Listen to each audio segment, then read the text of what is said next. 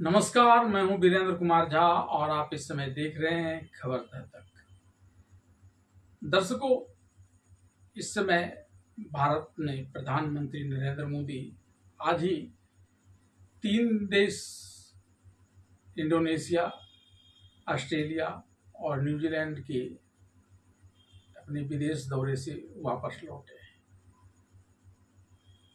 हमारे देश में आमतौर पर विपक्षी राजनीतिक दल प्रधानमंत्री नरेंद्र मोदी को इस विदेश दौरे के लिए अक्सर अपने निशाने पर लेते रहते हैं और उनके सैर सपाटे पर जाने की बात करते हुए उन्हें विजिटिंग प्राइम मिनिस्टर तक कह देते हैं।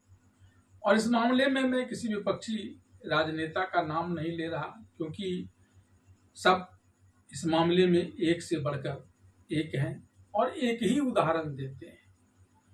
वे यह कहते हैं कि प्रधानमंत्री नरेंद्र मोदी दुनिया भर के देशों में जाते हैं, लेकिन अपने ही देश के मणिपुर में नहीं जाते हैं। ये उनका तंज होता है। आम लोग जब विदेश में सैर करने जाते हैं तो यह सैर सपाटा उनके लिए बड़ा सुकून भरा होता है, लेकिन जब कोई राष्ट्राध्यक्ष दूसरे देशों में जाता है तो वहाँ उनके ऊपर कई तरह के खतरे भी मंडराते रहते हैं। खासकर इन दिनों जिस प्रकार से जियोपॉलिटिक्स तेजी से बदलता चला जा रहा है, बड़े खतरे होते हैं। और भारत के ऊपर तो खैर और बड़े खतरे हैं। प्रधानमंत्री नरेंद्र मोदी को लेकर आपको 31 अगस्त 2025 की घटना याद होगी, जब प्रधानमंत्री नरेंद्र मोदी चीन में शंघाई सहयोग समिति की बैठक में भाग लेने के लिए गए। सब कुछ ठीक ठाक था, लेकिन तभी जब उनके कार्यस्थल पर जाने का समय हुआ तो वे अपनी कार से नहीं गए। वे अपनी कार से इसलिए नहीं गए क्योंकि तब तक भारत के मित्र देश रूस के राष्ट्रपति पुतिन ने उन्हें एक संदेश भिजवा दिया था। यह बड़ा संदेश था। हालांकि इस संदेश को दबा दिया गया, अंतर्राष्ट्रीय स्तर पर इसका खुलासा नहीं किया गया, क्योंकि इससे चीन की बदनामी हो सकती थी।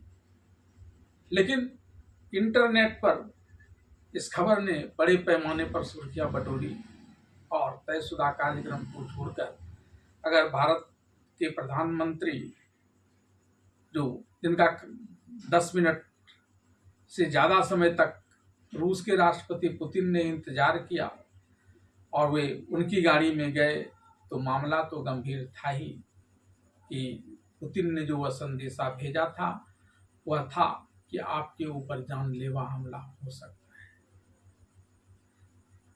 क्योंकि रूस के खुफिया विभाग को ऐसी जानकारी मिल गई थी जिसे उन्होंने तुरंत अपने दोस्त नरेंद्र मोदी से शेयर किया और नरेंद्र मोदी ने भी इस बात को स्वीकार करते हुए उनकी ही गाड़ी से जाने की हामी भर दी। तब तक भारत के खुफिया एजेंसी को भी इस बात की जानकारी लग गई थी और चीन के खुफिया विभाग ने भी बड़ी तत्परता दिखाई थी, क्योंकि अगर चीन में कुछ घटना घट जाती पीएम मोदी के साथ तो बड़ी बदनामी होती चीन की, और क्या क्या होता यह तो बात की बातें हैं। लेकिन एक बड़ा खतरा टल गया। तो ऐसे खतरे होते हैं। अभी भी जो प्रधानमंत्री नरेंद्र मोदी 3 देशों की यात्रा पर गए थे, उसमें इंडोनेशिया तक तो खैर कोई बात नहीं थी, लेकिन ऑस्ट्रेलिया और ग्रीनलैंड, न्यूजीलैंड में बड़ा खतरा था।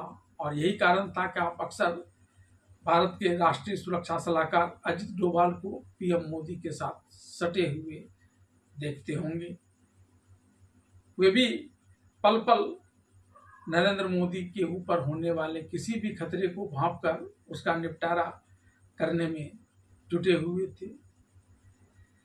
दरअसल ऑस्ट्रेलिया को लेकर तो आप ऐसे भी जानते हैं कि वहाँ कई बार नस्लभेदी टिप्पणी भारतीयों के ऊपर की जाती है, भारतीयों के ऊपर हमला किए जाते हैं। कई आतंकी संगठन भी वहाँ बसे हुए हैं और वे भी मौका निकालकर भारतीयों पर हमला करते हैं। ऐसे में अगर प्रधानमंत्री वहाँ पहुँचे हैं तो उन पर तो स्वाभाविक रूप से खतरा है। और ऊपर से वहाँ जो New Zealand, Australia, England, America, Canada, इन 5 देशों का एक संगठन है, I5 को कहा जाता है, क्योंकि ये आइसलैंड में है इसलिए I5 है। और इन लोगों के बीच यह तय है कि ये खुफिया जानकारी एक दूसरे को आदान प्रदान करेंगे। तो और किसी से ज़्यादा खतरा नहीं। कुछ खतरा ऑस्ट्रेलिया से है, न्यूजीलैंड से कोई बड़ा खतरा उस रूप में है नहीं। लेकिन CIA जो अमेरिका खुफिया एजेंसी है, उसका कोई ठिकाना नहीं। वह कब किस सूचना को किस रूप में लेकर किस रूप में प्रतिक्रिया करेगा, उस पर भरोसा नहीं किया जा सकता है। लेकिन PM मोदी के लिए भारत के राष्ट्रीय सुरक्षा सलाहकार अजित डोभाल भी पूरी तरह से मुस्तैद थे और कहीं कुछ नहीं हुआ तो सिर्फ भारत के हित में अनेक सौदे तय किए गए।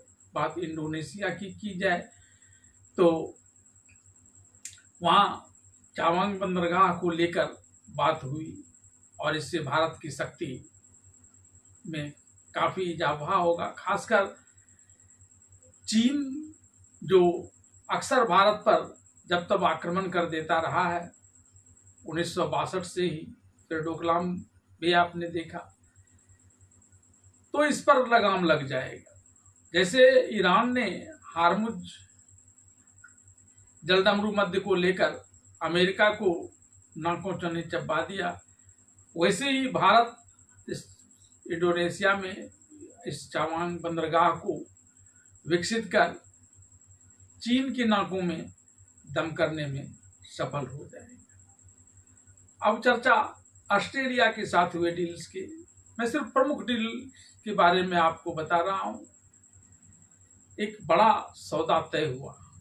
ऑस्ट्रेलिया यद्यपि भारत को परमाणु संपन्न देश नहीं मानता है और वह किसी ऐसे देश को यूरेनियम नहीं देता है जो परमाणु संपन्न देश नहीं। भारत परमाणु संपन्न देश है और यह कहने की जरूरत नहीं। सिर्फ कुछ कागजी कार्रवाई ऐसी है जिसके कारण ऑस्ट्रेलिया भारत को ऐसा नहीं मानता है। लेकिन अब उसने भी भारत की स्थिति को भांप लिया है, अपनी स्थिति भी भांप लिया है। तो परस्पर सहयोग के लिए उसने अपने यूरेनियम, ऑस्ट्रेलिया में यूरेनियम का सबसे बड़ा भंडार है, भारत को वहां से यूरेनियम देने के लिए तैयार हो गया और इससे भारत तेजी से वृद्धि करेगा, सैन्य क्षेत्र में भी और दूसरा सबसे बड़ा ऊर्जा के क्षेत्र में। पर प्रधानमंत्री नरेंद्र मोदी की यह बड़ी सोच रहती है कि वे अपनी सेना को सर्वोत्तम स्थिति में लाएं ताकि कोई देश अब पहले की तरह 1962 की तरह कोई कार्रवाई न कर सके। और इस लिहाज से यह यूरेनियम भारत के लिए बड़ा अच्छा सौदा सिद्ध होगा।